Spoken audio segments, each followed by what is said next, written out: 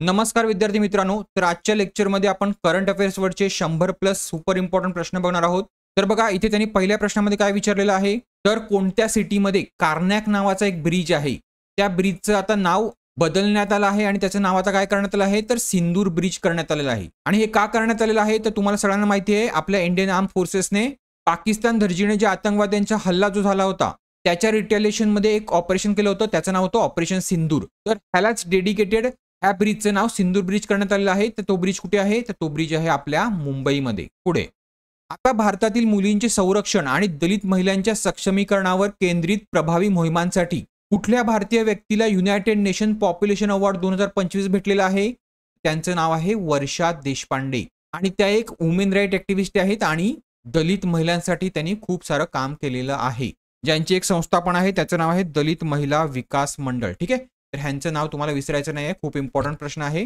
पुढे आता रिझर्व्ह बँकेची एक सबसिडरी आहे जिचं नाव आहे रिझर्व्ह बँक इनोव्हेशन हब, जिची स्थापना कधी झाली होती, 2022 मध्ये झाली होती। कुठे झाली होती, तर बेंगलुरू मध्ये झाली होती।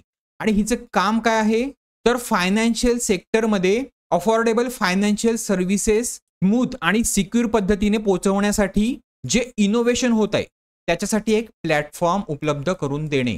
आणि ह्या ज्या सर्व्हिसेस किंवा हे जे इनोव्हेशन होणार आहे ते स्पेशली जे लो इन्कमचं पॉप्युलेशन आहे त्यांना मध्यनजर ठेवून केलेले असतील। ठीक आहे, तर हे काम आहे आरबीआयचं। आणि ह्याचे जे सीईओ आता झालेले आहेत त्यांचं नाव आहे साहिल किणी। ठीक आहे, हे महाराष्ट्रीयनच आहेत।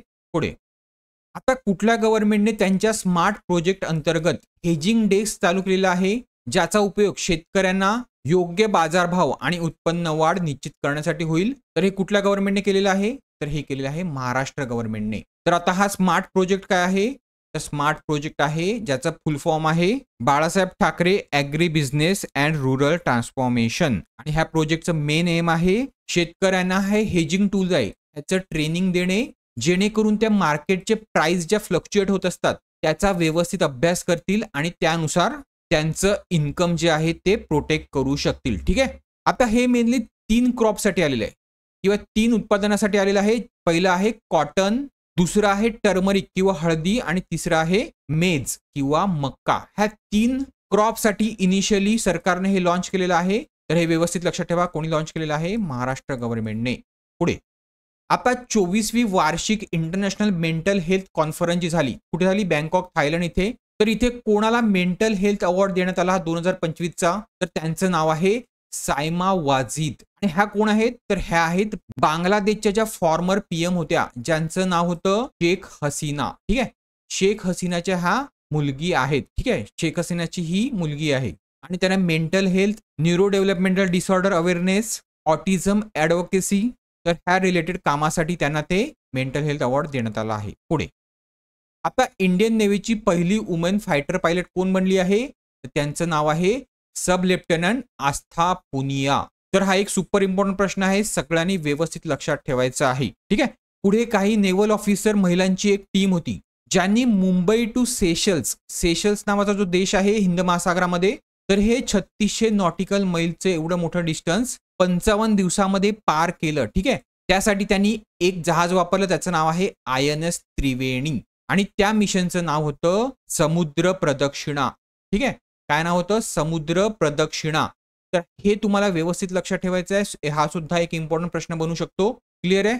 पुढे भारतातील पहिला उडन गुरुद्वारा म्हणजे लाकडाने बनलेला गुरुद्वारा ज्याचं नाव आहे श्री नानक निवास, तर हा कुठे बांधलेला आहे, तर हा बांधलेला आहे फजिल्का पंजाब। फजिल्का पंजाब कुठे आहे, तर पाकिस्तान बॉर्डरवर एक टाउन आहे त्याचं नाव आहे फजिल्का पंजाब। तर इथे हा उडन गुरुद्वारा हा बांधण्यात आलेला आहे। ठीक आहे, हे सुपर इम्पॉर्टंट प्रश्न आहे, हा सुद्धा लक्षात ठेवायचा आहे।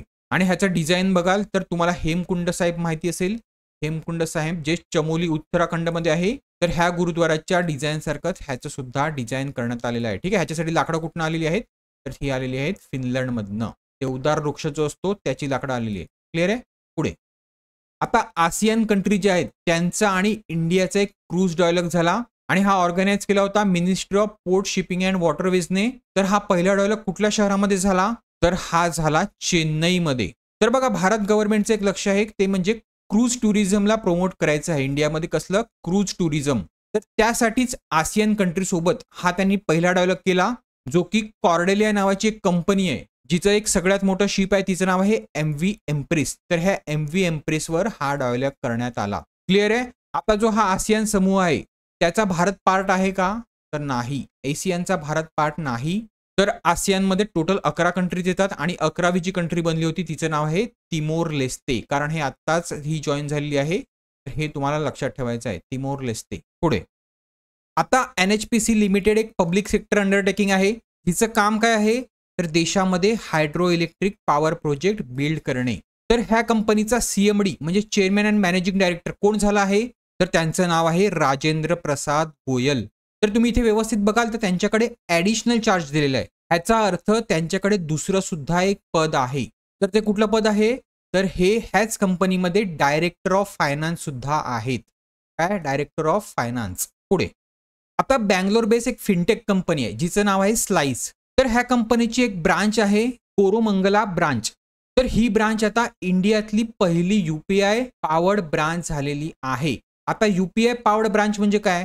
तर ह्या ब्रांचमध्ये तुम्ही UPIच्या मदतीने डिपॉझिट सुद्धा करू शकतात आणि विड्रॉल सुद्धा करू शकतात फक्त UPIच्या मदतीने. क्लिअर आहे. तर ह्याचं उत्तर काय येईल?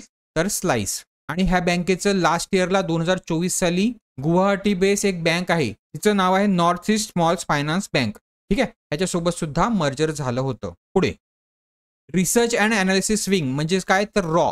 तर रॉचा आता नवीन चीफ म्हणून कोणाची नेमणूक झाली आहे? त्यांचं नाव आहे पराग जैन. रॉचं काम काय असते? तर जे एक्सटर्नल थ्रेट असतात. एक्सटर्नल म्हणजे काय? तर इंडियाच्या बाहेरचे त्या रिलेटेड इंटेलिजन्स गोळा करणं.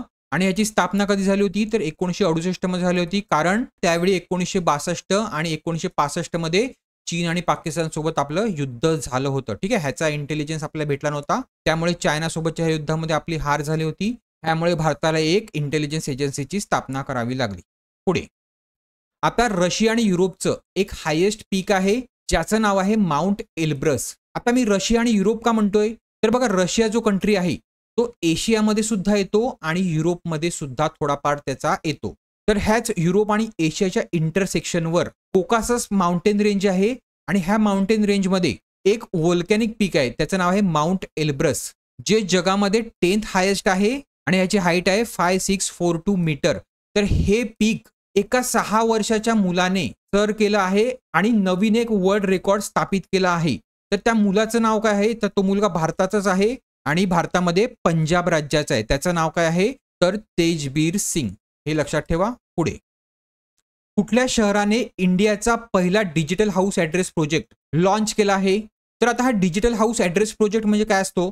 तर बघा प्रत्येक घराच्या समोर एक QR कोड असा दिला जाणार आहे आणि त्या QR कोडमध्ये त्यांचा जो ॲड्रेस असेल घराचा तो तिथे मेन्शन असेल म्हणजेच तो त्यांचा स्मार्ट ॲड्रेस असेल. तर हे कुठल्या शहराने केलं आहे?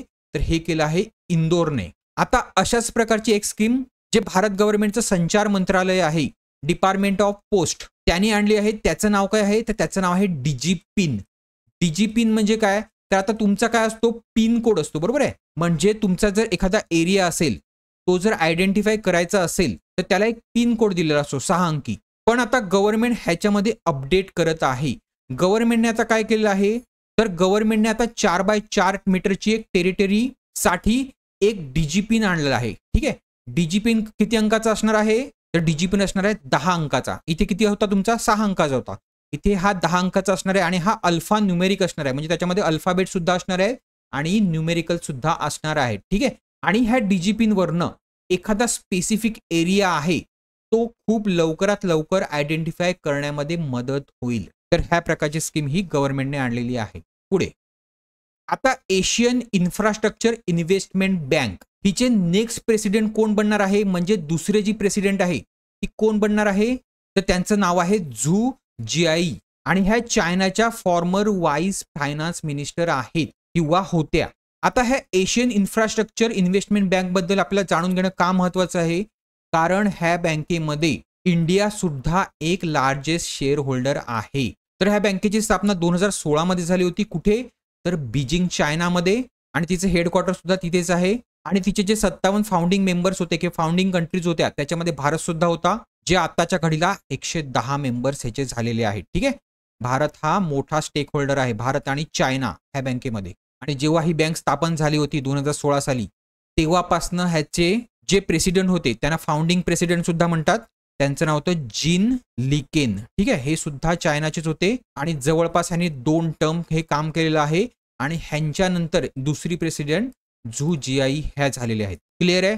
पुढे the one cricket my life and more हे कोणाच्या जीवनावर पुस्तकात लॉन्च झालेलं आहे?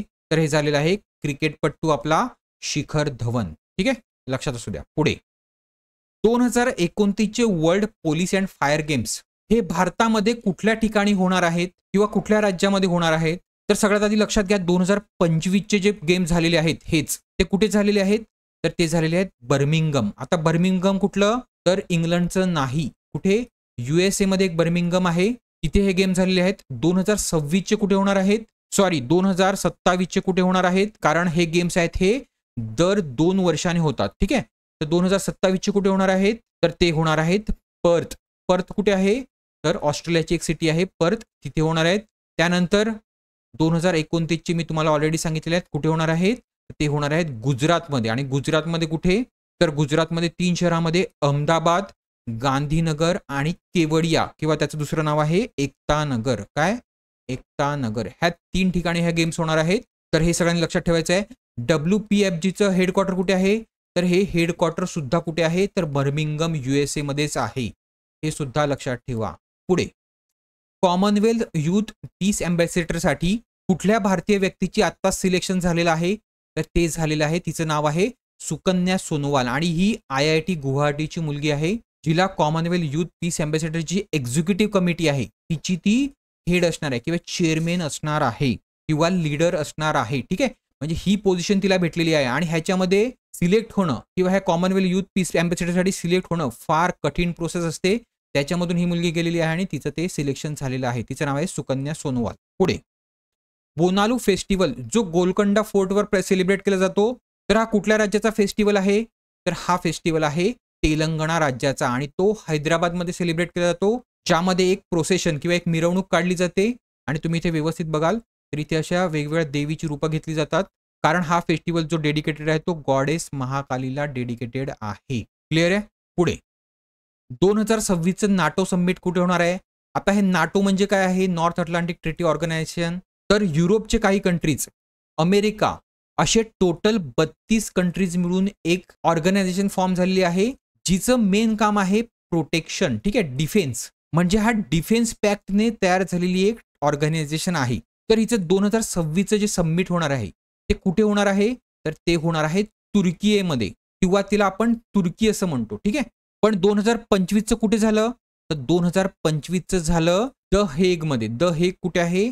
तर नेदरलँड्समध्ये, जिथे ICJ म्हणजे इंटरनॅशनल कोर्ट ऑफ जस्टिस सुद्धा आहे, जी एक युनायटेड नेशनची महत्वाची संस्था आहे. आणि ह्या नेदरलँडच्या समिटमध्ये नाटो कंट्रीजने काय ठरवलं?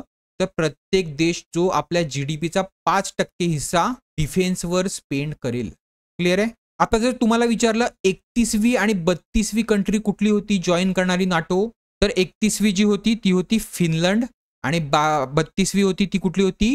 तर ती होती स्वीडन. ठीक आहे, हे कधी जॉईन झालेले आहे? 2024 मध्ये जॉईन झाले आहे, जेव्हा रशियासोबत युक्रेनचं युद्ध चालू झालं तेव्हा. पुढे RPF किंवा रेल्वे प्रोटेक्शन फोर्स ह्याची पहिली महिला डायरेक्टर जनरल कोण झालेली आहे? तर त्यांचं नाव आहे सोनाली मिश्रा. खूप महत्वाचा किंवा खूप इम्पॉर्टंट क्वेश्चन आहे, सगळ्यांनी लक्षात ठेवायचा आहे. तर ह्या एक IPS ऑफिसर आहेत ज्या की मध्य प्रदेश राज्यातनं येतात आणि ह्यांनी BSAF, CBI ह्यासारख्या ऑर्गनायझेशनमध्ये महत्वाची कामगिरी निभावलेली आहे. UN पीस कीपिंग मध्ये सुद्धा महत्वाची कामगिरी बजावलेली आहे. ठीक आहे. पुढे आता जी आपली नॅशनल हायवे ऑथॉरिटी आहे NHAI, जिने भारतातलं पहिलं डेडिकेटेड वाईल्ड लाईफ कॉरिडोर एका नॅशनल हायवेवर बनवलेला आहे, तो नॅशनल हायवे आहे दिल्ली मुंबई एक्सप्रेसवे. तो आता नवीन बनत आहे आणि हे कॉरिडोर कुठे बनत आहे? तर हे बनत आहे राजस्थानमध्ये. राजस्थानमध्ये रणथंबोर टायगर रिझर्व जो आहे तिथे हा कॉरिडोर बनत आहे. आता हा कॉरिडोर म्हणजे काय असते? तर बघा, हा जो हायवे आहे जर तो एखाद्या वन्यजीव क्षेत्रातनं जात असेल किंवा पास होत असेल, तर तिथल्या वन्यजीवांना एका ठिकाणून दुसऱ्या ठिकाणी जर जायचं असेल, मुवमेंट करायची असेल, तर एक असा ब्रिज टाईप असतो. बघा इथे तुम्हाला डायग्राम मध्ये दिसेल, असा एक प्रकारचा ब्रिज टाईप बनवला जातो, त्याच्यावरनं ते पास करू शकतात. ह्याचा अर्थ हायवे मधनं ते कुठेही पास न करता त्यांचं कुठलं ऍक्सिडेंट होण्याची शक्यता कमी होते. ठीक आहे, तर हे भारतामध्ये पहिल्यांदाच एका नॅशनल हायवेवर बनत आहे. ठीक आहे, आता हे बाकीच्या हायवेवर झालेलं आहे, पण नॅशनल हायवेवर पहिल्यांदाच होत आहे. तर इथे त्यांनी प्रश्नामध्ये विचारलाय की हा प्रोजेक्ट कोण कोण करत आहेत. तर ministry of environment and forest करत आहे आणि कोण, तर wild life institution of India. ठीक आहे. आता ह्याच्यामध्ये 2-3 प्रश्न तयार होतील, तर तुम्ही व्यवस्थित हा क्वेश्चन सुद्धा वाचायचा आहे. ज्यांनी माझ्या नोट्स घेतल्या आहेत त्याचेच क्वेश्चन मी ह्याच्यामध्ये घेतो आहे. तर तुम्हाला हे सगळे क्वेश्चन सुद्धा व्यवस्थित वाचायचे आहेत, कारण क्वेश्चन मधनं सुद्धा तुम्हाला एमसीक्यू बनवला जाऊ शकतो. असं नाही की मी तुम्हाला काही एमसीक्यू दिलेले आहेत तर तेच तसेच्या तसे तुम्हाला एक्झामला येतील. ठीक आहे. क्वेश्चन मध्ये सुद्धा एमसीक्यू तयार होतात, त्यामुळे क्वेश्चन सुद्धा व्यवस्थित वाचायचा आहे. पुढे, तर डायरेक्टर ऑफ रेव्हेन्यू इंटेलिजन्स म्हणजे DRI यांनी एक ऑपरेशन केलं, ज्यामध्ये त्यांनी पाकिस्तान ओरिजिनेटेड गुड्स किंवा त्याच्यामध्ये ड्रग्स वगैरे असं काय काय सामील होतं ते दुबई मार्गे भारतामध्ये आणण्यात आलं होतं. तर हे त्यांनी सीज केलेलं आहे. हे कुठे सीज केलेलं आहे, तर JNPT बंदरामध्ये. तर हे सीज करण्याचं जे ऑपरेशन होतं त्याचं नाव त्यांनी विचारलेलं आहे. त्याचं नाव आहे ऑपरेशन डीप मॅनिफेस्ट. ठीक आहे. हे सगळ्यांनी लक्षात ठेवायचं आहे. पुढे, आता क्वाड नेशनची एक बैठक झाली, त्याच्यामध्ये त्यांनी एक मिशन लॉन्च केलं, त्याचं नाव आहे क्वाड ॲट सी ऑब्झर्व्हरी मिशन. तर हे कशासाठी लॉन्च केलं, तर इंडो पॅसिफिक रिजनमध्ये मॅरिटाईम कॉपरेशनसाठी लॉन्च केलं. ठीक आहे. तर इथे त्यांनी विचारलंय की क्वाडचा ह्याच्यामधला कुठला कंट्री मेंबर नाही. तर क्वाड कुठल्या कुठल्या देशांनी बनलेला आहे, तर क्वाड 4 देशांनी बनलं आहे, इंडिया, USA, जपान आणि कोण, तर ऑस्ट्रेलिया. त्यामुळे इथे उत्तर काय येईल तुमचं, Indonesia. Indonesia is not part of A quad countries. आता हे जे मिशन आहे ते कोस्ट गार्डचं मिशन आहे. ठीक आहे. कोस्ट गार्ड मधले 2-2 ऑफिसर गेले होते प्रत्येक देशाचे, म्हणजे टोटल 8 ऑफिसर. कारण तुम्हाला माहितीच असेल क्वाडचा एक युद्धाभ्यास सुद्धा चालतो, त्याचं नाव आहे मलाबार एक्सरसाइज. ठीक आहे. मलाबार ही कुठली एक्सरसाइज आहे, तर ही नेव्हल एक्सरसाइज आहे. म्हणजे ह्याच्यामध्ये नेव्ही पार्टिसिपेट करतात, पण इथे कोण, तर इथे कोस्ट गार्ड. तर क्वाड संबंधी अजून सांगायचं झालं तर क्वाडचं आता सबमिट कुठे झालं आहे 2024 सालचं, तर ते झालं आहे विलिंग्टन USA मध्ये. आणि 2025चं जे क्वाड सबमिट होणार आहे ते कुठे होणार आहे, तर ते होणार आहे आपल्या इंडियामध्ये. इंडियामध्ये कुठे, तर नवी दिल्लीला. क्लिअर आहे. आता क्वाड प्रमाणेच एक दुसरा समूह आहे, त्याचं नाव आहे क्वाड. ठीक आहे. आणि हा नवीन समूह आहे. हा समूह कधी स्थापित झाला होता, 2024 साली. पण क्वाड कधी स्थापित झाला होता, तर 2007 साली. आता स्क्वाड जो आहे त्याचं कुठले देश आहेत त्याच्यामध्ये स्क्वाडमध्ये, तर त्याच्यामध्ये USA आहे, ऑस्ट्रेलिया आहे, जपान आहे आणि चौथी जी कंट्री आहे तिथे इंडिया नाही आहे, त्याच्या बदली फक्त फिलिपिन्स आहे. आणि हा जो स्पेशली समूह आहे तो चायनाला टार्गेट करण्यासाठी केलेला आहे. चायनाचा जो साऊथ चायना सी आहे आणि ईस्ट चायना सी आहे त्यामध्ये चायनाला टार्गेट करण्यासाठी हा स्पेशली समूह बनवलेला आहे या 4 देशांनी. क्लिअर आहे. त्याच्यामुळे स्क्वाड आणि क्वाडमध्ये कोणीही कन्फ्युज व्हायचं नाहीये. पुढे, आता सेकंड एशियन स्क्वॉश चॅम्पियनशिप 2025 झाली. कुठे झाली, मलेशियामध्ये झाली. तर त्याच्यामध्ये मेनचं डबल टायटल कोणी जिंकलेलं आहे, तर ते जिंकलेलं आहे अभय सिंग आणि वेलवंत सेंथिल कुमारने. ठीक आहे. हे दोघं आहेत, हा आहे अभय सिंग आणि हा आहे वेलवंत सेंथिल कुमार. पण फक्त मेन्स डबल्स नाही तर मिक्स डबल सुद्धा आणि वुमेन्स डबल सुद्धा, हे तिन्ही जे चॅम्पियनशिपची पदकं आहेत ही कोणी मारलेली आहेत, तर ही भारताच्याच प्लेयरने मारलेली आहेत. तर मिक्स डबलमध्ये अभय सिंग आणि अनाहत सिंग आणि वुमेन्समध्ये अनाहत सिंग आणि ज्योत्स्ना चिनप्पा. पुढे, हॉकी इंडिया मास्टर कप झाला. कुठे झाला, तर मेयर राधाकृष्णन हॉकी स्टेडियम चेन्नईला. आता हा मास्टर कप कोणाचा असतो, तर वयस्कर खेळाडू ह्याच्यामध्ये खेळतात. म्हणजे मेन्समध्ये किती, तर 40+ जे मेन्स असतात ते खेळतात आणि वुमेन्समध्ये 35+ ज्या वुमेन्स असतात ते ह्याच्यामध्ये पार्टिसिपेट होत असतात. तर इथे त्यांनी विचारलं मेन्सचं जे टायटल आहे ते कोणी जिंकलेलं आहे, तर मेनचं टायटल आहे ते कोणी जिंकलेलं आहे, तर ते जिंकलेलं आहे तमिळनाडूने. कोणाला हरवून, तर महाराष्ट्राला हरवून. आणि वुमेन्समध्ये कोण जिंकलेलं आहे, तर वुमेन्समध्ये ओडिशा जिंकलेली आहे. कोणाला हरवून, तर पंजाबला हरवून. पुढे, आता पुढे जाण्याआधी जर तुम्हाला ह्या एक्झामसाठी मी प्रिपेअर केलेल्या 1 वर्षाच्या करंट अफेअरच्या नोट्स हव्या असतील, ज्या की इंग्लिश आणि मराठीमध्ये अवेलेबल आहेत, तर त्या तुम्हाला फक्त 151 रुपीजमध्ये भेटतील. त्यासोबतच मी तुम्हाला 100+ वेगवेगळ्या TCS एक्झामचे तुमच्या नॉन टेक सेक्शनसाठी म्हणजे मराठी, रिझनिंग आणि इंग्लिश सेक्शन ह्यासाठी काही क्वेश्चन पेपर्स हे तुम्हाला यासोबतच फ्री देणार आहे. त्यासोबतच तुमच्यामधील काही पोस्टसाठी टेक्निकल सेक्शनचे क्वेश्चन पेपर माझ्याकडे अवेलेबल आहेत, ज्यामध्ये मी इथे मेन्शन केलेले पोस्ट आहेत त्याचे अवेलेबल आहेत. त्यामध्ये पहिल्या 4 पोस्टसाठीचे माझ्याकडे 3 पेक्षा जास्त पेपर्स हे अवेलेबल आहेत. पण खालच्या ज्या पोस्ट आहेत 5 पासून 11 पर्यंत, तर ह्या पोस्टसाठी मी त्या पोस्टच्या समोर एक ब्रॅकेट केला, त्याच्यामध्ये ज्या मेन्शन नंबर आहेत तेवढे टेक्निकल साठीचे क्वेश्चन पेपर माझ्याकडे अवेलेबल आहेत. तर हे सुद्धा मी तुम्हाला ह्यासोबतच फ्री देणार आहे. पुढे मराठी सेक्शनसाठी माझी मराठी व्याकरणची नोट्स येते, जी की तुम्हाला 99 रुपीज मध्ये अवेलेबल होईल, ज्यामध्ये सगळा सिलेबस कव्हर आहे. तर ही तुम्हाला 99 रुपीज मध्ये भेटेल. त्यानंतर तुमच्यापैकी जर कोणी मल्टीपर्पज वर्कर किंवा बहुउद्देशीय कामगार ह्या पोस्टसाठी प्रिपेअर करत असेल तर त्याच्या टेक्निकलच्या नोट्स सुद्धा माझ्याकडे अवेलेबल आहेत, ज्या की फक्त मराठी लँग्वेज मध्ये असणार आहेत. तर ह्या नोट्स प्लस त्याची जवळपास 500 क्वेश्चनची एमसीक्यू बँक, तसेच मागे मेन्शन केलेले 2 MPW चे TCS चे क्वेश्चन पेपर सुद्धा मी त्यामध्ये जोडलेले आहेत. तर हे तिन्ही तुम्हाला 200 रुपीज मध्ये भेटतील. पण जर तुमच्यापैकी कोणाला ह्या 200च्या नोट्स प्लस मी मागे मेन्शन केलेले 150चे current affairs with TCS paper आणि मराठी व्याकरणची 99 रुपीजची नोट्स, ह्या सर्व नोट्स जर माझ्या हव्या असतील तर त्या तुम्हाला 450 ऐवजी डिस्काउंटेड प्राइस मध्ये फक्त 300 मध्ये भेटतील. तर आता ह्या नोट्स तुम्हाला ऑर्डर कशा करायच्या आहेत, तर तुम्हाला ज्याही नोट्स हव्या असतील त्याचं पेमेंट तुम्हाला मला ह्या QR कोडवर करायचं आहे आणि तुमच्या पेमेंटचा ट्रान्झॅक्शन आयडीचा जो स्क्रीनशॉट असेल तो मला ह्या नंबरवर तुम्हाला व्हॉट्सअप करायचा आहे. मग मी तुम्हाला PDF रूपामध्ये माझ्याकडे ज्या नोट्स आहेत त्या प्रोव्हाइड करेल, ठीक आहे, व्हॉट्सअपच्या माध्यमातून. शांघाय कोऑपरेशन ऑर्गनायझेशनची डिफेन्स मिनिस्टरची जी मीटिंग झाली, ज्यासाठी आपले union defence minister Rajnath Singh गेले होते, तर ही मीटिंग कुठे झाली, तर ही झाली क्विंगडाओ चायनामध्ये. आपल्या ह्या शांघाय कोऑपरेशन ऑर्गनायझेशनचे हे मेंबर स्टेट आहेत, जे की टोटल 11 मेंबर स्टेट आहेत आणि हे SCO चे पार्टनर्स आहेत. बघा, इंडिया SCO चा मेंबर स्टेट आहे. कधी जॉईन झाला होता, 9 जून 2017 साली झाला होता. पुढे आता साहित्य क्षेत्रामधला एक महत्वाचा पुरस्कार ज्याचं नाव आहे पेन पिंटर प्राइज 2025, तर हा कोणाला भेटलेला आहे, तर त्यांचं नाव आहे लीला अबुलेला, ज्या की एक सुडानीज स्क्वाटिश ऑथर आहेत. पुढे आता एक सेंट्रल सेक्टर स्कीम आहे, कुठली, प्रधानमंत्री उच्चतर शिक्षा प्रोत्साहन central sector scheme of scholarship for college and university students, ज्यासाठी CBSE ने एक नोटीस इश्यू केली आहे आणि ऍप्लिकेशन अप्लाय करायला सांगितलेलं आहे. जे पण विद्यार्थी 2025-26 ह्या सालासाठी इलिजिबल आहेत त्यांना. तर ह्या स्कीमसाठी ऍप्लिकंट जे असतील किंवा स्टुडंट जे असतील त्यांचं फॅमिली इन्कम किती रुपयापेक्षा जास्त नसायला हवं अॅन्युअल इन्कम, तर ते आहे 4.5 लाख. आता मी तुम्हाला सोप्या भाषेमध्ये सांगतो ही स्कीम नक्की आहे काय.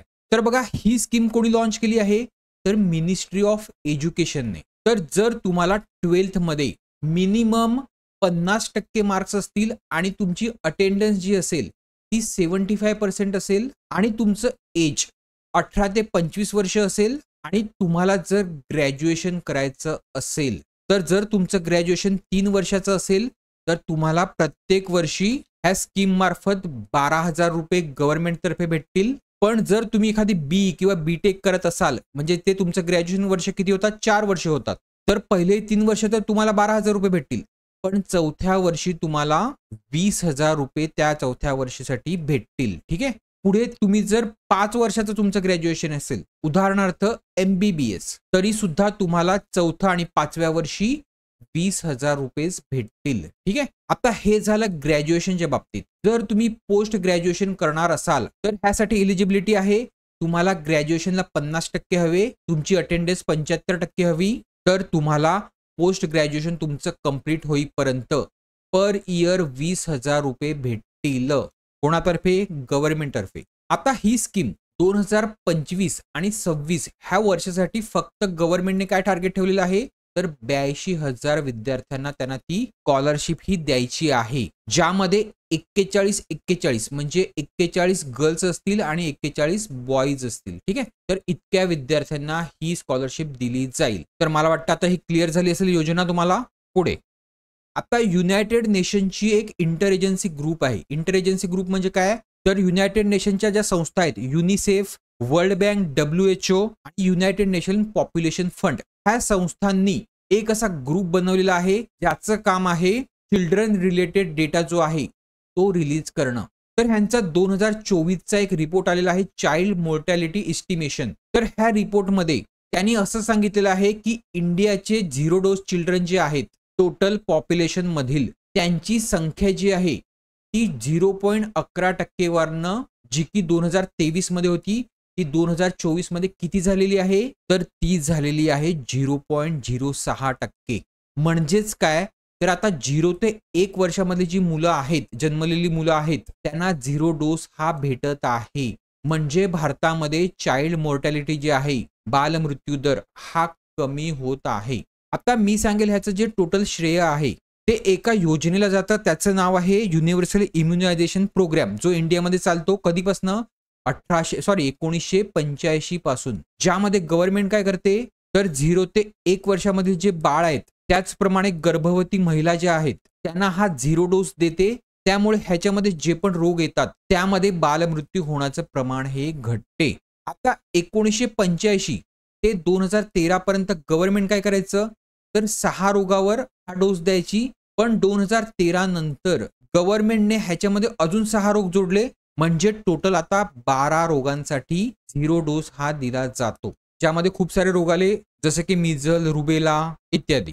पुढे आता नॅशनल स्पोर्ट्स पॉलिसी आली आहे, जी की नॅशनल स्पोर्ट्स पॉलिसी आपली 2001 ची जी होती तिला रिप्लेस करणार आहे. तर ह्या नॅशनल स्पोर्ट्स पॉलिसीचे 5 प्रमुख स्तंभ आहेत. तर त्यांनी इथे विचारलं की ह्यामधला कुठला तो स्तंभ नाही. तर बघा इथे ते 5 पिलर दिलेले आहेत किंवा 5 स्तंभ दिलेले आहेत, ज्यामध्ये nations excellence on global stage, sports as a driver of economic growth, sports for social transformation, sports as a mass movement, integration with NEP 2020. तर ह्यामधला तो कुठला नाही आहे, तर sports as a India's movement हा नाहीये. स्पोर्ट्स ॲज अ काय आहे, sports as a mass movement किंवा पीपल्स मुवमेंट हे आहे. तर हे तुमचं उत्तर असेल.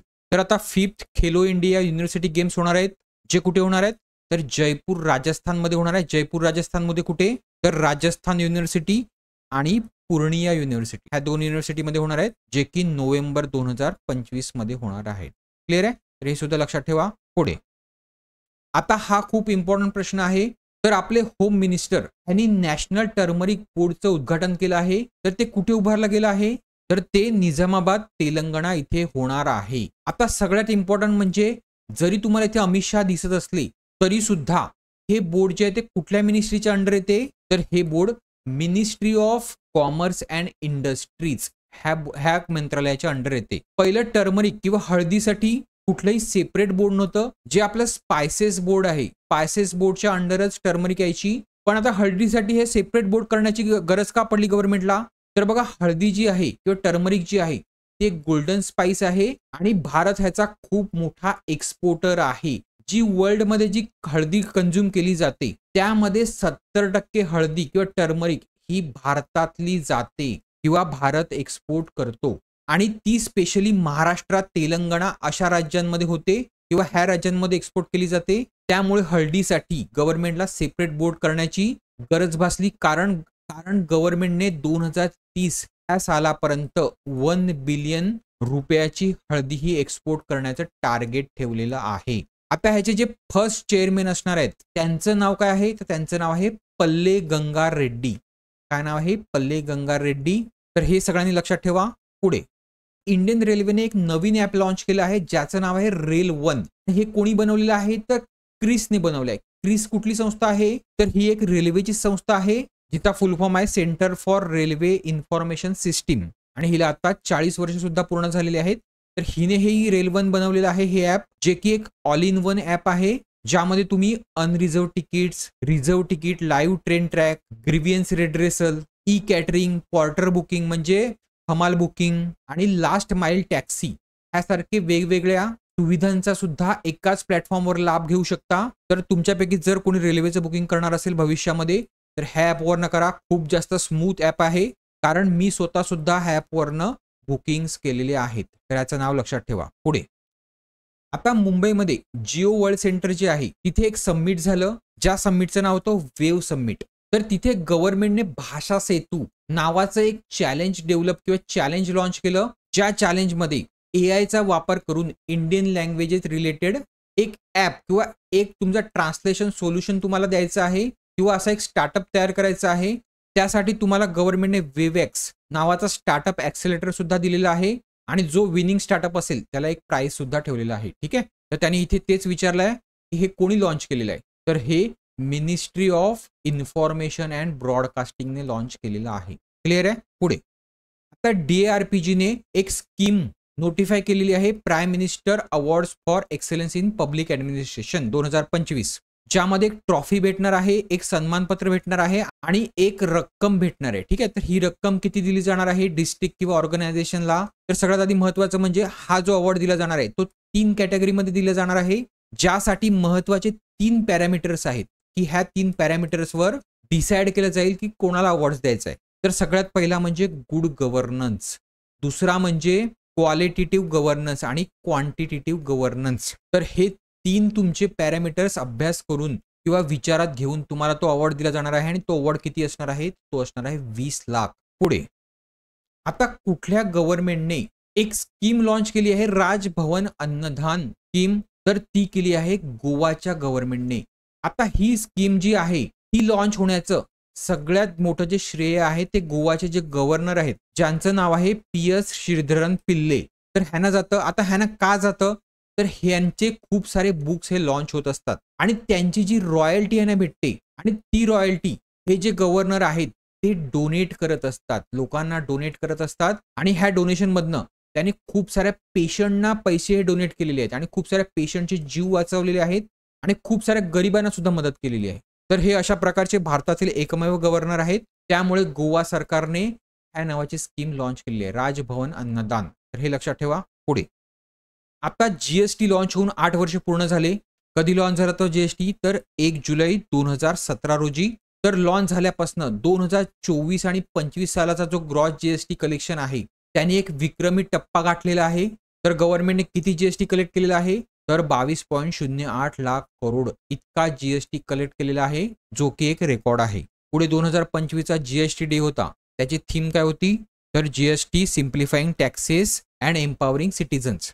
आता GST जे येते ते कोणाच्या अंडर येते? तर CBIC च्या अंडर येते. CBIC म्हणजे काय? तर central board of indirect taxes, जी की मिनिस्ट्री ऑफ फायनान्सच्या अंडर येते. ठीक आहे. आणि CBIC चे जे चेअरमॅन आहेत त्यांचं नाव काय आहे? तर श्री संजय कुमार अग्रवाल. काय नाव आहे? संजय कुमार अग्रवाल. आणि CBIC प्रमाणेच CBDT central board of direct taxes, म्हणजे तुमच्याकडनं जो टॅक्स काढला जातो तो किंवा तुम्ही जो टॅक्स भरता तो, तर हे जे CBDT आहे ह्याचे चेअरमॅन कोण आहेत किंवा ह्याच्या चेअरमॅनचा जे कार्यकाळ आहे तो 1 वर्षाने वाढवला आहे. तर त्यांच्या चेअरमॅनचं नाव काय आहे? त्यांचं नाव आहे रवी अग्रवाल. तर हे सुद्धा तुम्ही लक्षात ठेवा. पुढे आता भारतातील अशी एक रिन्युएबल एनर्जी कंपनी आहे जिने 15,000 मेगावॅट म्हणजे 15 गिगावॅट इतकी ऑपरेशनल कॅपॅसिटी ही पार केलेली आहे. तर त्या कंपनीचं नाव काय आहे? तर त्या कंपनीचं नाव आहे अदानी ग्रीन एनर्जी लिमिटेड. आणि ह्या 15 गिगावॅट मध्ये 11 गिगावॅट जो आहे ती सोलर पॉवर आहे, 2 गिगावॅट आहे ती वाइंड पॉवर आहे म्हणजे पवन ऊर्जा आहे, आणि 2 जी आहे ती सोलर प्लस वाइंड म्हणजे जी हायब्रिड म्हणतात त्याला, हायब्रिड पॉवर आहे. ठीक आहे. पुढे अडाणी ग्रीन एनर्जी आहे ती गुजरातच्या कच्छमध्ये खावडा म्हणून आहे, खावडा तिथे जगातला सगळ्यात मोठा रिन्युएबल एनर्जी प्लांट लावत आहे, ज्याची कॅपॅसिटी किती आहे माहितीये? ज्याची कॅपॅसिटी आहे 30 गिगावॅट म्हणजे 30,000 मेगावॅट. पण हा आतापर्यंत फक्त 5.3 गिगावॅट इतकाच ऑपरेशनल झालेला आहे ह्या 30 मधला. तर हे सगळ्यांनी लक्षात ठेवा. पुढे आता कुठल्या कंपनीने कोलंबो डॉकयार्ड जो आहे त्यामध्ये 51% हिस्सेदारी विकत घेतलेली आहे? तर ती कुठली कंपनी आहे? तर भारतातली public undertaking Mazagon Dock Shipbuilder Limited किंवा MDL, जी काय करते तर नेव्हल आणि सबमरीन शिपबिल्डिंग करते. आणि ही कुठे लोकेटेड आहे? तर ही मुंबईला लोकेटेड आहे. आणि ही कोणाच्या अंडर येते? तर मिनिस्ट्री ऑफ डिफेन्सच्या अंडर येते. म्हणजे आता कोलंबो डॉकयार्डवर कोणाची हिस्सेदारी आलेली आहे किंवा कोणाची मॅनेजमेंट आलेली आहे? तर MDL ची आलेली आहे.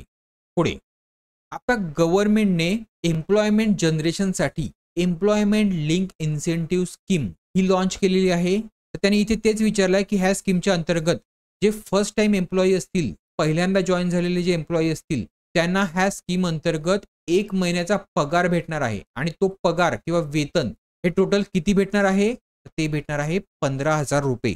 तर आता ही स्कीम मी तुम्हाला थोडीशी डिटेलमध्ये सांगतो. तर बघा गव्हर्नमेंटने ही स्कीम कशासाठी लॉन्च केलेली आहे? तर तुम्हाला मी ऑलरेडी सांगितलं की एम्प्लॉयमेंट जनरेशनसाठी केलेली आहे. तर जे न्यू जॉईनी असतील, ज्यांचा पगार 1 लाखापेक्षा कमी असेल, त्यांना ह्या स्कीमद्वारे 15,000 रुपये गव्हर्नमेंट तर्फे भेटतील, जे की 2 हप्त्यामध्ये भेटतील म्हणजे 2 किस्त्यामध्ये भेटतील. ठीक आहे. म्हणजे 6 महिन्यामध्ये 7,500 भेटतील आणि पुढच्या 6 महिन्यामध्ये 7,500 रुपये भेटतील आणि हे वर्षाकाठी भेटतील. आणि ह्याची टाइमलाईन काय गव्हर्नमेंटने दिलेली आहे? तर 1 ऑगस्ट 2025 ते 31 जुलै 2027 ह्या दरम्यान जे पण लोक जॉईन करतील, ज्यांचा पगार 1 लाखापेक्षा कमी असेल, त्यांना 15,000 गव्हर्नमेंट तर्फे भेटतील. आणि ह्याद्वारे गव्हर्नमेंटचं 5.5 करोड एम्प्लॉयमेंट जनरेशनचं टार्गेट आहे, ज्यामध्ये 1.92 करोड जे असतील ते न्यू जॉईनी असतील. आता एम्प्लॉयरला ह्या स्कीमचा काय फायदा असेल, म्हणजे जी कंपनी तुमचं काम देणार आहे त्यांना ह्या स्कीमचा काय फायदा असेल, तर जर कंपनीमध्ये 50 पेक्षा कमी कामगार असतील, तर त्या कंपनीने कमीत कमी 2 लोकांना नोकरी द्यायची आहे आणि त्यांची सॅलरी जी आहे ती जर 10,000 पर्यंत असेल, तर गव्हर्नमेंट ह्या कंपनीला ₹1,000 2 वर्षासाठी देईल. त्याचप्रमाणे 10 ते 20 पर्यंत सॅलरी असेल, तर गव्हर्नमेंट ₹2,000 देईल 2 वर्षासाठी. आणि 20 ते 1 लाखापर्यंत सॅलरी असेल, तर गव्हर्नमेंट ₹3,000 2 वर्षासाठी देईल. कोणाला? तर ह्या कंपनीला. पण जर ती कंपनी मॅन्युफॅक्चरिंग मधली असेल, तर गव्हर्नमेंट काय करेल, ही 2 वर्षाची जी टाइमलाईन आहे ती किती करेल? 4 वर्ष करेल. म्हणजे 4 वर्षासाठी ह्यांना हे जे पैसे भेटणार आहेत ते कोणाला भेटतील? कंपनीला भेटतील. आता हे मी तुम्हाला सांगितलं 50 पेक्षा कमी जर एम्प्लॉई असतील तर. पण 50 पेक्षा जर जास्त एम्प्लॉई असलेली कंपनी असेल, तर त्यांना कमीत कमी 5 लोकांना तरी एम्प्लॉयमेंट द्यावी लागेल. तर जाऊन तुम्हाला हे जे आहेत ह्याचा फायदा भेटेल. ह्यानुसारच गव्हर्नमेंट काय तर 5.5 करोड एम्प्लॉयमेंट जनरेशनचं टार्गेट ठेवलेलं आहे. क्लिअर आहे? पुढे आता हुरून रिसर्च इन्स्टिट्यूटने ग्लोबल युनिकॉर्न इंडेक्स दिलेला आहे, ज्यामध्ये इंडियाची रँक जी आहे ती 3री आहे आणि इंडियामध्ये टोटल 64 युनिकॉर्न आहे. तर ह्याच्यामध्ये त्यांनी सांगितलं की टॉप कुठल्या कंट्रीने केलेलं आहे, तर सगळ्यात जास्त युनिकॉर्न कंपनी ज्या आहेत त्या कुठे आहेत, तर युनायटेड स्टेट्स ऑफ अमेरिका म्हणजे अमेरिकेमध्ये आहेत. तर बघा अमेरिकेमध्ये 758 टोटल युनिकॉर्न्स कंपनी आहेत, चायनामध्ये 343 आहेत आणि भारतामध्ये 64 आहेत. आता युनिकॉर्न कंपनी म्हणजे काय असते, तर ज्यांची मार्केट कॅपिटलायझेशन किती असते, तर $1 बिलियन म्हणजे किती, तर $1 अरब. आता ह्यामध्ये तुम्ही व्यवस्थित बघाल तर प्रत्येक शहरांची रँकिंग दिलेली आहे. तर बघा सॅन फ्रान्सिस्को जे शहर आहे त्यांना युनिकॉर्नचं कॅपिटल शहर असं म्हटलेलं जातं. ठीक आहे. ह्यामध्ये सगळ्यात जास्त युनिकॉर्न कंपनीज आहेत. भारतामध्ये बघायला गेलं तर बेंगलोरमध्ये सगळ्यात जास्त युनिकॉर्न कंपनीज आहेत आणि ते जगामध्ये 7 नंबरला येतं. आणि ह्या ज्या युनिकॉर्न कंपनीज आहेत ते सर्वात जास्त कुठल्या सेक्टरमध्ये आहेत, तर फिनटेक सेक्टरमध्ये. भारताच्या बाबतीत बघायला गेलं तर सगळ्यात व्हॅल्युएबल युनिकॉर्न कंपनी कुठली आहे, तर ती आहे झिरोदा. क्लिअर आहे? पुढे आता संथाल रिबिलियन कोणाला कोणाला माहिती आहे, तर बघा 1857चा रिव्हॉल्ट जो आहे तो आपल्याला सगळ्यांना माहिती आहे. पण 1857च्या उठावाच्या आधी सुद्धा एक उठाव झाला होता. तर इतिहासकार काय म्हणतात, तर काही इतिहासकार मानतात की 1855चा जो हा संथाल रिबिलियन होता किंवा जे बंड होतं संथाल लोकांचं, तो भारताचा पहिला स्वातंत्र्याचा उठाव होता, ज्यांनी इंग्रजांच्या विरोधात एक बंड केलं होतं. कारण इंग्रजांनी इथे एक जमीनदारी सिस्टीम लागू केली होती आणि त्याच्या अगेन्स्ट संथाल लोकांनी हे बंड केलं होतं. आता संथाल डिव्हिजन किंवा संथाल परगणा ह्याचं प्रेझेंट डे लोकेशन जे आहे ते कुठे आहे माहिती आहे, तर ते आहे झारखंड आणि बेंगाल ह्या राज्याच्या बाउंड्रीवर आहे. आणि हा उठाव जो होता तो जवळपास 6 महिने चालला होता आणि ह्याच्यामध्ये जवळपास 10 ते 15,000 इतक्या लोकांनी प्राण गमावला होता. तर त्याच्या स्मरणार्थ हा हूल दिवस सेलिब्रेट केला जातो. आणि हा कधी सेलिब्रेट केला जातो, तर जून 30ला सेलिब्रेट केला जातो किंवा 30 जूनला सेलिब्रेट केला जातो. हे लक्षात ठेवा, खूप इम्पॉर्टंट आहे. पुढे आता DRDOने भारताचं पहिलं इंडिजिनियस फोटोनिक रडार हे लॉन्च केलेलं आहे. तर हे DRDOच्या कुठल्या लॅबने तयार केलेलं आहे, तर हे तयार केलेलं आहे electronics and radar development establishment म्हणजे LRDA बेंगलोरने तयार केलेलं आहे. तर हे एक लाईट बेस्ड रडार आहे, जे रडार स्टेल डिटेक्शन सुद्धा करू शकते आणि शत्रू ह्या रडारला जाम करू शकत नाही. त्यानंतर 3/4 सेंटीमीटरचा इतका लहान तुकडा सुद्धा हे डिटेक्ट करू शकते. क्लिअर आहे? पुढे क्रिटिकल मिनरल इनिशिएटिव्ह हे जे इनिशिएटिव्ह आहे हे कोणी लॉन्च केलेले आहे, तर हे सुद्धा लॉन्च कोणी केलेलं आहे, तर हे क्वाड ग्रुपनेच केलेलं आहे. मी मगाशी क्वाड बद्दल तुम्हाला माहिती सांगितली. आता क्वाड विदेश मंत्र्यांची एक बैठक झाली कुठे, तर वॉशिंग्टन DC ला, तिथे हे लॉन्च करण्यात आलं. आता हे क्रिटिकल मिनरल इनिशिएटिव्ह आहे काय, तर बघा जे क्रिटिकल मिनरल्स असतात ज्याचा उपयोग खूप सारा इलेक्ट्रॉनिक डिव्हाइसेस मध्ये केला जातो, तर आत्ताच्या घडीला ह्याची जी सप्लाय चेन आहे किंवा ह्याच्यावर जो कंट्रोल आहे तो कोणाचा आहे, तर तो चायनाचा आहे. जर चायनाने ठरवलं की आम्हाला ह्याचं एक्सपोर्ट करायचं नाही, तर खूप सारे मोठे देश आहेत जसे की जपान, अमेरिका, यांच्यामध्ये ज्या इलेक्ट्रॉनिक डिव्हाइसेसच्या कंपनीज आहेत त्यांना ते डिव्हाइस तयार करणं कठीण होऊ शकते. आणि चायनाने मागील काही महिन्यामध्ये ह्या सप्लायवर होल्ड सुद्धा केला होता, जेव्हा अमेरिकेचे प्रेसिडेंट ट्रम्पने ह्यांच्यावर टॅरिफ लावले होते. तर ह्यांना टॅकल करण्यासाठी जे क्वाड कंट्रीज आहेत त्यांनी ह्याचा अल्टरनेटिव्ह सोर्स शोधण्यासाठी एक मोहीम लॉन्च केली आहे. तिचं नाव आहे क्रिटिकल मिनरल इनिशिएटिव्ह. आता ह्याच प्रकारची मोहीम भारत सरकारने सुद्धा लॉन्च केली होती. मी मागे एका लेक्चरमध्ये सांगितलं होतं नॅशनल क्रिटिकल मिनरल मिशन. ठीक आहे, हे भारत सरकारने लॉन्च केलं होतं, ज्याबद्दल इन्फॉर्मेशन मी मागच्या लेक्चरमध्ये दिली होती. पुढे आता NIPCCD आहे, national institute of public cooperation and child development, जी की नवी दिल्ली इथे लोकेटेड आहे. तर याचं ऑफिशियली नाव आता चेंज करण्यात आलं आहे. ते काय करण्यात आलं आहे, ते करण्यात आलं आहे Savitribai Phule national institute of women and child development. आणि हे इन्स्टिट्यूट काय करते, तर लहान मुलांचा विकास आणि त्या रिलेटेड पॉलिसीज बनवते. ठीक आहे. पुढे Asian youth table tennis championship 2025 जी की ताशकंद उझबेकिस्तानमध्ये झाली. तर ह्या स्पर्धेमध्ये 36 वर्षानंतर कुठल्याही भारतीयाने under 15 girls single continental title जिंकलेलं आहे किंवा एखादं टायटल जिंकलेलं आहे. तर त्या मुलीचं नाव काय आहे, तिचं नाव आहे दिव्यांशी भौमिक. पुढे आता भारत मोबिलिटी ग्लोबल एक्सपो होणार आहे, जो की 2027 मध्ये कुठे होणार आहे, तो होणार आहे दिल्लीला. ठीक आहे. 2025चा सुद्धा कुठे झाला होता, तर तो सुद्धा दिल्लीला झालाय. ठीक आहे. आता या ग्लोबल एक्सपो मध्ये काय काय केलं जातं, तर ह्यामध्ये वेगवेगळ्या प्रकारचे कार, बाईक्स ह्यांचं लॉन्च केलं जातं. ठीक आहे. पुढे आता 3x35 इनिशिएटिव्ह आहे किंवा उपक्रम आहे. तर हा उपक्रम कोणाचा आहे, तर हा उपक्रम WHO चा आहे. तर ह्या उपक्रमाच्या की ऍक्शन्स काय आहेत, तर बघा WHO ने सांगितलंय 2035 पर्यंत सगळ्या देशांना टोबॅको, अल्कोहोल आणि शुगर म्हणजेच तंबाखू, दारू आणि साखर ह्यावर मिनिमम 50% टॅक्स लावायचा आहे. कारण 75% ज्या पण डेथ होत आहेत जगामध्ये, ज्या की नॉन कम्युनिकेबल डिसीज म्हणजेच डायबिटीज, हार्ट अटॅक, कॅन्सर ह्यामुळे होत आहेत. आणि त्याला जबाबदार जे आहेत ते हे 3 सबस्टन्स आहेत. त्यामुळेच ह्यावर टॅक्स लावणं गरजेचं आहे.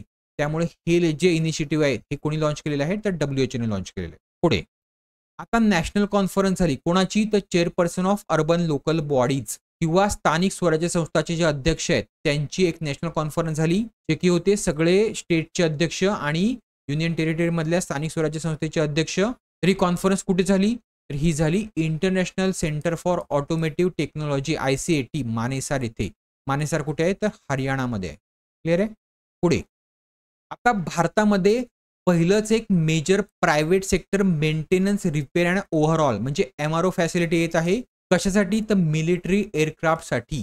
तर भारताचे जे मिलिटरी एअरक्राफ्ट आहेत जसे की जगवार, MiG-29, Apache helicopters, L-70 air defence, तर ह्यांच्यासाठी जी MRO फॅसिलिटी आहे ती कुठल्या प्रायव्हेट कंपनीने लॉन्च केलेली आहे, तर ही फॅसिलिटी रिलायन्स डिफेन्सने लॉन्च केलेली आहे. कोणासोबत, एक अमेरिकेची कंपनी आहे पोस्टल मेकॅनिक्स ह्या कंपनी सोबत. आणि ह्यांचं जे हे वेंचर आहे हे ह्यांनी कुठे एस्टॅब्लिश केलं आहे, तर हे एस्टॅब्लिश त्यांनी कुठे केलं आहे, तर मिहानमध्ये. मिहान कुठे आहे, तर औरंगाबादला. पुढे the order of the Republic of Trinidad and Tobago हा ह्या देशाचा सर्वोच्च सन्मान प्राईम मिनिस्टर मोदींना देण्यात आला. तर हा त्यांचा कितवा सन्मान होता, तर हा त्यांचा आतापर्यंतचा 25वा सन्मान होता. तर 2025 मध्ये आतापर्यंत त्यांना 3 सन्मान भेटलेले आहेत आणि तो होता तो 4था होता. ठीक आहे. श्रीलंकेने दिलेला आहे श्रीलंका मित्र विभूषण, सायप्रस या देशाने दिले आहे grand cross of the order of the Makarios, घानाने दिले आहे the officer of the order of the star of Ghana आणि हा होता 4था. ठीक आहे. तर हे लेटेस्ट वाले तुम्हाला लक्षात ठेवायचे आहेत. पुढे आता एक परिषद झाली, राष्ट्रीय अभ्यासक्रम व मूल्यमापन समतुल्यता परिषद आणि शिक्षण परिणाम सुधारणा. तर ह्या कॉन्फरन्समध्ये एक पोर्टल लॉन्च करण्यात आलं, त्याचं नाव आहे पारक. आणि हे कोणी लॉन्च केलेलं आहे, तर मिनिस्ट्री ऑफ एज्युकेशनने लॉन्च केलेलं आहे. तर ह्या पोर्टलवर काय काय उपलब्ध असणार आहे, तर नॅशनल लेवल आणि स्टेट लेवलचे जे स्टुडंट्स आहेत, स्कूलमधले स्टुडंट्स आहेत, त्यांचा परफॉर्मन्सचा डेटा हा याच्यावर उपलब्ध असणार आहे. तर त्याने इथे तेच विचारलं की हे पोर्टल कुठे लॉन्च करण्यात आलं, ते लॉन्च करण्यात आलं नवी दिल्लीला. आता ह्या डेटाचा उपयोग काय होणार आहे गव्हर्नमेंटला, तर गव्हर्नमेंटला जो स्किल गॅप आहे त्याचा स्टडी करायला मदत होईल आणि त्यानुसार पुढचा जो अभ्यासक्रम आहे त्याचा डिझाईन करायला मदत होईल. ठीक आहे. तर ह्यासाठी हा पारक पोर्टल लॉन्च केलेला आहे. पुढे सॅटेलाइट कम्युनिकेशन देणारी पहिली भारतीय प्रायव्हेट कंपनी कुठली बनली आहे? जी कंपनी डोमेस्टिक बिल्ड सॅटेलाइट म्हणजे देशात तयार झालेले सॅटेलाइट ह्याच्या मदतीने ही सर्व्हिस देणार आहे, तर त्या कंपनीचं नाव आहे अनंत टेक्नॉलॉजीज. आता हे सॅटकॉम काय आहे? सॅटकॉम सर्व्हिसेस काय?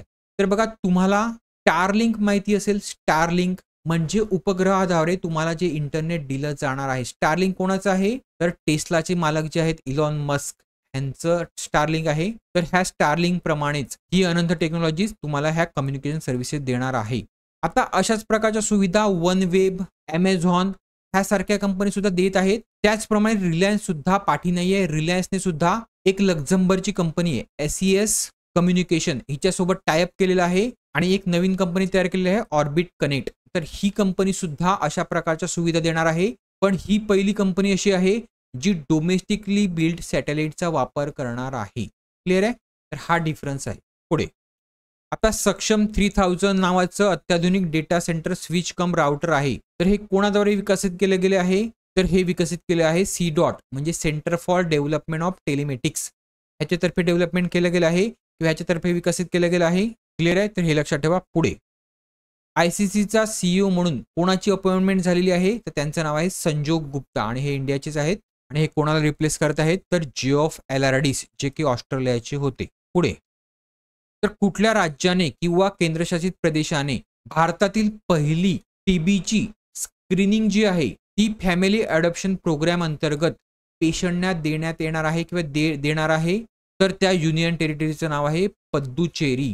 ठीक आहे. आता ह्याचप्रमाणे तमिळनाडूने सुद्धा एक TB death prediction model launch केलेलं आहे ज्यामध्ये हे टीबीचं अर्ली डिटेक्शन करणार आहेत. ठीक आहे. तर हा फरक तुम्ही लक्षात ठेवा. जर स्क्रीनिंग विचारली तर ती कुठली? पुद्दुचेरी आणि प्रेडिक्शन मॉडेल विचारलं डेथ प्रेडिक्शन मॉडेल तर कुठलं? तामिळनाडू.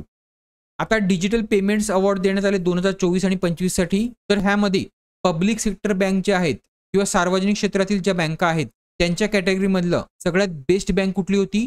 तर ती होती पंजाब नॅशनल बँक. तर इथे बघा, पब्लिक सेक्टरमध्ये पंजाब नॅशनल बँक, प्रायव्हेट सेक्टरमध्ये HDFC बँक, बाकी स्मॉल फायनान्स बँकमध्ये इक्विटास, पेमेंट्स बँकमध्ये इंडिया पोस्ट पेमेंट बँक आणि फिनटेकमध्ये कोण? तर फोन पे. क्लिअर आहे? पुढे आता Khelo India water sports festival झाला. तर हा कुठे आयोजित करण्यात आला होता? तर हा आयोजित करण्यात आला होता डल लेकवर. डल लेक कुठे आहे? तर श्रीनगर, जम्मू काश्मीरमध्ये. आणि हा कोणी ऑर्गनाइज केला होता? तर ministry of youth affairs and sports affairs. आता ह्यामध्ये वेगवेगळ्या प्रकारचे वॉटर स्पोर्ट्स खेळण्यात आले जसे की कायाकिंग, कनोईंग, रोविंग. तर ह्यामध्ये कुठल्या राज्याने टॉप केलेलं आहे? तर ह्यामध्ये मध्य प्रदेशने टॉप केलेलं आहे. खूप इम्पॉर्टंट प्रश्न आहे, लक्षात ठेवायचा आहे. त्यानंतर ओडिशा राज्य राहिलं आणि त्यानंतर केरला हे राज्य राहिलं. आपल्या राज्याने फक्त ह्याच्यामध्ये एकच गोल्ड आणलेला आहे. आता ह्याच खेळाप्रमाणे मे महिन्यामध्ये पहिले खेलो इंडिया बीच गेम्स झाले जे की कुठे झाले? तर दीवमध्ये, दीव अँड दमन मधलं दीवमध्ये घोगला बीच आहे. तर ह्या घोगला बीचवर खेळण्यात आले आणि ह्या खेळामध्ये कोणी टॉप केलेलं आहे? तर ह्या खेळामध्ये मणिपूर ह्या राज्याने टॉप केलं आहे. दुसऱ्या नंबरला कुठलं राज्य राहिलं? तर आपलं राज्य राहिलं आणि तिसऱ्या नंबरला नागालँड राहिलं. हे सगळ्यांनी लक्षात ठेवायचं आहे. तर बघा, ह्या प्रकारचे स्पोर्ट्स खेळण्यात आले, हे सगळ्यांनी वाचून घ्या. आता भारतातलं तिसरं राज्य कुठलं बनलेलं आहे ज्यांनी नॅशनल स्टॉक एक्सचेंजवर जे स्टॉक मार्केटचे इन्व्हेस्टर आहेत त्यांची संख्या 1 करोडपेक्षा जास्त त्या राज्याची झालेली आहे? तर बघा, महाराष्ट्र आणि उत्तर प्रदेश ह्या पाठोपाठ गुजरात ह्या राज्यामधील जे इन्व्हेस्टर आहेत त्यांची संख्या 1 करोडपेक्षा जास्त झालेली आहे. पुढे खो खो फेडरेशन ऑफ इंडियाचे प्रेसिडेंट पुन्हा कोण रिइलेक्ट झाले आहेत? तर त्यांचं नाव आहे सुधांशु मित्तल. आणि पहिला खो खो वर्ल्ड कप जो झाला तो कुठे झाला? तर नवी दिल्लीला झाला. आणि तो कोणी जिंकला?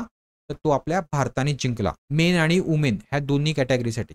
आणि आताच्या घडीला जगामध्ये किती कंट्रीज आहेत त्या खो खो खेळतात? तर बघा, 58 कंट्रीज आहेत जगामध्ये त्या खो खो हा खेळ खेळतात. हे लक्षात ठेवायचं आहे. पुढे आता जगातील एक प्रतिष्ठित संस्था आहे, तिचं नाव आहे वर्ल्ड फूड प्राइज फाउंडेशन. आणि ही कोणी स्थापन केली होती? तर नॉर्मन बोरलॉग. नॉर्मन बोरलॉग कोण आहेत? तर फादर ऑफ ग्रीन रिव्हॉल्युशन. भारतामध्ये फादर ऑफ ग्रीन रिव्हॉल्युशन कोण आहेत? तर त्यांचं नाव आहे MS स्वामीनाथन. तर ह्या फाउंडेशन तर्फे जगातील 39 व्यक्तींना टॉप ॲग्री फूड पायनियर्स म्हणून गौरवण्यात आलं. आणि ह्यामध्ये 5 भारतीय वंशाचे लोक होते तर इथे ह्या गिवन ऑप्शन मध्ये अशी कोण व्यक्ती आहे जी ह्या 5 मध्ये समाविष्ट आहे, तर त्यांचं नाव आहे संजीव कपूर. ठीक आहे, संजीव कपूर एक प्रतिष्ठित शेफ आहेत आणि ह्यांनी खूप सारं समाजसेवेचं सुद्धा काम केलेलं आहे. ठीक आहे, तर बघा हे आहेत ते 5 जण आणि त्यांची नावं तुम्हाला लक्षात ठेवायची आहेत. अभिजित घोष कशासाठी, तर पाश्चरलँड रिस्टोरेशनसाठी, म्हणजे जिथे जनावरांचा चारा खाण्याची जागा असते त्या लँडच्या रिस्टोरेशनसाठी ह्यांना गौरवण्यात आला आहे. त्यानंतर मंजूर हुसेनदार राईस सीडसाठी गौरवण्यात आला आहे. त्यानंतर Sanjeev Kapoor culinary arts and school nutrition ह्यासाठी आणि आदित्य मूर्ती ह्यांना सॉइल हेल्थसाठी आणि शेवटचे जे आहेत ते कोण बोडूपल्ली मारुती प्रसन्ना ह्यांना कशासाठी, तर मक्याच्या जेनेटिक्ससाठी म्हणजे मेज जेनेटिक्ससाठी. क्लिअर आहे. तर ह्या 5 जणांची नावं तुम्हाला लक्षात ठेवायची आहेत. पुढे इंडिया मेट्रोलॉजिकल डिपार्टमेंट म्हणजेच IMD यांनी इंडियाचा पहिला वेदर डेरिव्हेटिव्ह लॉन्च करण्यासाठी कोणासोबत MOU केलेला आहे, तो केलेला आहे NCDEX म्हणजे national commodity and derivative exchange limited ह्यासोबत. क्लिअर आहे. तर हे फक्त लक्षात ठेवा. पुढे डिफेन्स अकाउंट डिपार्टमेंटची कंट्रोलर कॉन्फरन्स कुठे झाली, तर ही झाली DRDO भवन नवी दिल्ली येथे. ठीक आहे, लक्षात ठेवा. पुढे पहिली भारतीय जिला मोशन पिक्चर कॅटेगरीमध्ये star on the Hollywood walk of fame ह्यासाठी गौरवण्यात आलं, तिचं नाव आहे दीपिका पद्दुकोण. पुढे आता भारतातील कुठल्या स्कूलने national space society space settlement design contest 2025 जे की नासाने अरेंज केलं होतं किंवा नासाने आयोजित केलं होतं त्यामध्ये फर्स्ट प्राइज जिंकलेलं आहे कुठल्या 8 ग्रेडसाठी, तर त्या स्कूलचं नाव आहे SRN Mehta CBSE school Kalaburagi Karnataka. पुढे नीरज चोप्रा क्लासिक 2025 जी कुठे झाली, बेंगलुरूमध्ये झाली. तर ही स्पर्धा 86.18 मीटर भाला फेकून कोणी जिंकलेली आहे, तर ही स्पर्धा कोणी जिंकलेली आहे, तर ही स्पर्धा ज्याच्या नावावर ही स्पर्धा आहे त्यांनी जिंकलेली आहे, नीरज चोप्रा यांनी. तर बघा नीरज चोप्रा 2 नंबरला राहिला केनियाचा जुलियस एगो आणि 3 नंबरला राहिला रुमेश पथिरगे श्रीलंकेचा. ठीक आहे, 4थ्या नंबरला पुन्हा सचिन यादव भारताचा. पुढे आता भारतातील पहिलं असं हेल्थ क्लिनिक जे ट्रान्सजेंडर चालवत आहेत हे पुन्हा रिओपन झालेलं आहे कुठे, तर हैदराबादमध्ये, ज्याचं नवीन नाव आता सबरंग क्लिनिक आहे. पहिलं त्याचं नाव काय होतं, तर मित्र क्लिनिक म्हणून नाव होतं. तर ह्या क्लिनिकसाठी किंवा ह्या इनिशिएटिव्हसाठी कुठल्या संस्थेचा सपोर्ट भेटलेला आहे, तर बघा पहिलं जेव्हा ते मित्र क्लिनिक म्हणून चालू होतं तेव्हा US एड म्हणजे अमेरिकेची एड आहे ती भेटायची. पण आता ही एड ट्रम्प आल्यापासून बंद झाल्यानंतर ही एड आता कोण देत आहे, तर टाटा ट्रस्ट देत आहे. त्यामुळे आता तिचं नाव काय झालेलं आहे, तर सबरंग क्लिनिक झालेलं आहे. क्लिअर आहे. पुढे कुठल्या राज्याने किंवा युनियन टेरिटरीजने आशियातलं सगळ्यात मोठं जंगल सफारी जी की अरावली हिल्समध्ये आहे किंवा अरावली हिल्समध्ये बनवण्यात येणार आहे अशी अनाउन्समेंट केली आहे, तर कुठल्या राज्याने केली आहे, तर त्या राज्याचं नाव आहे हरियाणा. तर अरावली हिल्स सगळ्यांना माहिती असेल, अरावली हिल्स कुठनं पास होतात, तर दिल्ली ते गुजरात पर्यंत याचा स्ट्रेच आहे. दिल्ली, हरियाणा, राजस्थान आणि गुजरात. ठीक आहे, ह्या राज्यामधनं पास होतात. हे सगळ्यात ओल्ड फोल्ड माउंटेन्स आहेत, जगातले सगळ्यात ओल्ड फोल्ड माउंटेन्स कुठले, अरावली हिल्स. आणि ही सफारी कुठे होणार आहे, तर गुरुग्राम आणि नुह म्हणून 2 जिल्हे आहेत हरियाणामध्ये, तिथे होणार आहे. पुढे आता थायलंडच्या कॅबिनेटने हुमतम वेहाचाय ह्याची ऍक्टिंग प्राईम मिनिस्टर म्हणून अपॉइंटमेंट केली होती. कोणाच्या बदल्यात, तर पेटेंगतरन शिनवात्रा जी थायलंडची यंगेस्ट प्राईम मिनिस्टर होती हिच्या बदल्यामध्ये. ठीक आहे, हिची अपॉइंटमेंट 2024 ह्या साली झाली होती, पण 2025 मध्ये तिकडच्या कॉन्स्टिट्यूशन कोर्टने ह्यांना सस्पेंड केलेलं आहे आणि त्यांच्या बदल्यात हुमत्याम वेयाची हे जे आहेत गृहस्थ ह्यांची ऍक्टिंग प्राईम मिनिस्टर म्हणून नेमणूक करण्यात आली होती. पण आता नवीन पंतप्रधान म्हणून नुतीन चरनाविराकुल ह्यांची अपॉइंटमेंट झालेली आहे. ठीक आहे, नुतीन चरनाविराकुल कधी झालेली आहे बघा, सप्टेंबर 7 मध्ये झालेली आहे. ठीक आहे, सप्टेंबर 7, 2025. तर हे सगळ्यांना लक्षात ठेवायचं आहे. पुढे आता भारतातलं पहिलं राज्य कुठलं बनणार आहे जे रेशन डिस्ट्रीब्युशनसाठी आधार बेस फेस रेकग्निशन किंवा फेस ऑथेंटिकेशन हे लागू करणार आहे, तर ह्या राज्याचं नाव आहे हिमाचल प्रदेश. तर बघा ह्या राज्यामधले जर तुम्ही निवासी असाल आणि जर तुम्ही रेशनसाठी जात असाल आणि तुमच्या आताच्या सिस्टीम प्रमाणे OTP किंवा बायोमेट्रिक ह्या 2 पैकी काहीही वर्क करत नसेल तरी सुद्धा तुमच्या फेस ऑथेंटिकेशनने तुम्हाला तिथे ऑथेंटिकेट करून रेशनिंग हे डिस्ट्रीब्यूट केलं जाईल. कुठल्या राज्यामध्ये, हिमाचल प्रदेशमध्ये. बाकीच्या राज्यामध्ये काय चालते, तर अजूनही OTP बेस आणि फिंगरप्रिंट व्हेरिफिकेशन किंवा बायोमेट्रिक व्हेरिफिकेशन. ठीक आहे. पुढे आता ब्रिक्स कंट्री जे आहेत त्यांची एक वुमेन विंग आहे.